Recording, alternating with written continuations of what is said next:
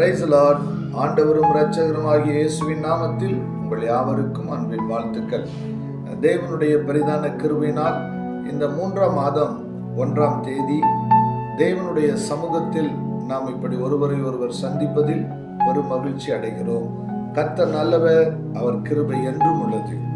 கடந்த 2 மாதங்களாக நம்மையும் நம்முடைய குடும்பத்தையும் நம்முடைய பிள்ளைகளையும் நாம் செய்த தொழிலையும் ஏன் நாம் கர்த்தருக்காக பட்ட பிரயாசங்கள் ஊழியத்தையும் அற்புதமாய் கர்த்தர் நடத்தினார். ஆக தேவனுடைய நல்ல நாமத்திற்கு மகிமை உண்டாகட்டும். கர்த்தருடைய கிருபை என்றும் உள்ளது. காரணம், அவர் நல்லவர். இந்த நல்ல நாளின் தேவனுடைய சமூகத்தில் உங்களை பார்ப்பதில் பெரும் மகிழ்ச்சி அடைகிறேன். தேவனுடைய நல்ல நாமத்திற்கு மகிமை உண்டாகட்டும். இந்த 3ஆம் மாதத்திலும் பரலோகத்தின் தேவனாகிய கர்த்தர் நமக்கு ஒரு வாக்கு பண்ணுகிறார். அந்த வாக்கை அவர் நிச்சயமாக நிறைவேற்றுவார். ஏனென்றால் கடந்த 2 மாதங்களும் அவர் தம்முடைய வார்த்தைகளை நமக்கு நிறைவேற்றி காண்பித்தார். அவருடைய வார்த்தை கட்டாயம் உங்கள் வாழ்க்கையிலே நிறைவேறும். தேவனுக்கு மகிமை உண்டாகட்டும். இந்த 3ஆவது மாதத்தில் கர்த்தர் நமக்கு செய்யும் வாக்கு தத்தத்தை வாசிக்க கேட்போம். பிலிப்பு 4ஆம் அதிகாரம் 19வது வசனத்தை வாசிக்கின்றேன்.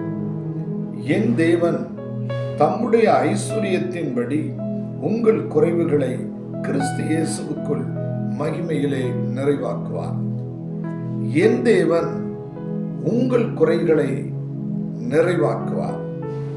என் தேவன் உங்கள் குறைவுகளை கிறிஸ்து இயேசுவுக்குள் அதை நிறைவாக்குவார் என்று இந்த 3ஆம் மாதம் குறைவுகளை நிறைவாக்கும் தேவனை உங்களுக்கு அறிமுகப்படுத்துகிறேன். குறைவுகளை நிறைவாக்கும் கர்த்தர். தேவனுடைய நல்ல நாமத்திற்கு மகிமை உண்டாகட்டும்.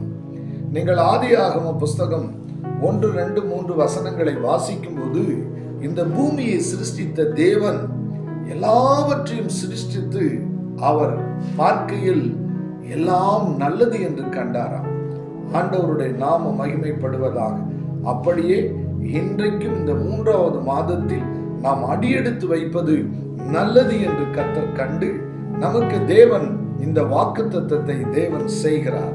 என்ன செய்கிறாராம்? தேவன் உங்கள் குறைவுகளை நிறைவாக்குகிறாராம். இந்த 3ஆம் மாதம் நம்முடைய வாழ்க்கையில் எந்த குறைவுமே இருக்காதாம். ஆண்டவராகிய தேவனுக்கு மகிமை உண்டாகட்டும். ஆகவே சந்தோஷமாயிருங்கள், ஆண்டவரில் மகிழுங்கள், களி கூறுங்கள். ஆண்டவருடைய வார்த்தை சொல்லுகிறது, என் தேவன் உங்கள் குறைவுகளை மகிமையிலே நிறைவாக்குவாராம். தேவனுடைய நல்ல நாமத்திற்கு மகிமை உண்டாகட்டும். ஒரு திருமண வைபவத்திற்கு நாம் போகும்போது அந்த திருமண வைபவத்தார் சொல்லுகிறார்கள், இந்த திருமணத்தில் ஏதாவது குறைவு இருந்ததா என்று சொல்லி ஒருவருக்கொருவர் விசாரிக்கும் போது அவர்கள் சொல்லுகிறார்கள், ஒரு குறைவுமே இல்லை, எல்லாம் நன்றாயிருந்தது என்று சொல்லும்போது அவர்கள் இருதயம் எவ்வளவு பூரிப்படைகிறது, சந்தோஷம் அடைகிறது. கிறிஸ்துவுக்குள் பிரியமானவர்களே, அப்படித்தான் உங்கள் இருதயம் சந்தோஷப்பட்டு பூரணமான சமாதானத்தோடு இருக்க வேண்டும் என்பதற்காக கர்த்தர் இந்த 3ஆவது மாதம் உங்கள் குறைவுகளை ஆண்டவர் இயேசுவின் நாமத்தில் சகலமும் நிறைவாய் மாறப்போகிறது. ஆண்டவருக்கு மகிமை உண்டாகட்டும். கடந்த 2 மாதம் நீங்கள் எதிர்பார்த்து சோர்ந்து போனீர்களோ, இந்த 3ஆவது மாதம் ஆரம்ப நாளிலேயே கர்த்தர் உங்களை ஆசீர்வதிப்பார். ஒரு வசனத்தை சொல்லுகின்றேன். சங்கீதங்களின் புஸ்தகம் 34:10 சொல்லுகிறது, கர்த்தரை தேடுகிறவர்களுக்கோ ஒரு நன்மையும் குறைவுபடாது. ஆகவே முதலாவது கர்த்தரை நீங்கள் தேடுங்கள்.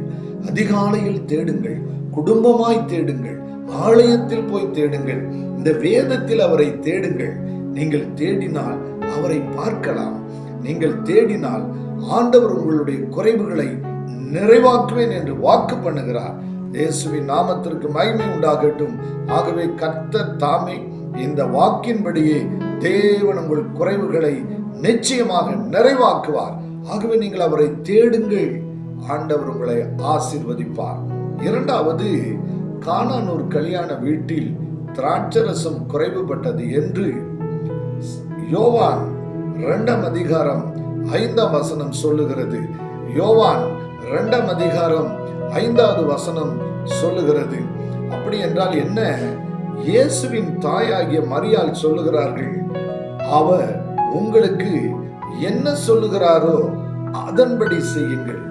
இயேசு உங்களுக்கு என்ன சொல்லுகிறாரோ அதன்படி செய்யுங்கள் என்று.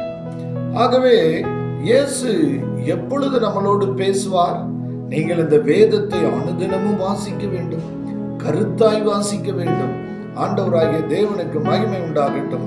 எஸ்ரா என்கிற ஒரு பெரிய தேவனுடைய மனிதன் இருந்தார். எஸ்ரா 7ஆம் அதிகாரம் 6வது வசனம் சொல்லுகிறது, கர்த்தருடைய கரம் எஸ்ராவின் மேல் இருந்ததாம். எஸ்ரா தேவனை தேடின போது கர்த்தருடைய கரம் வந்து இறங்கினதாம்.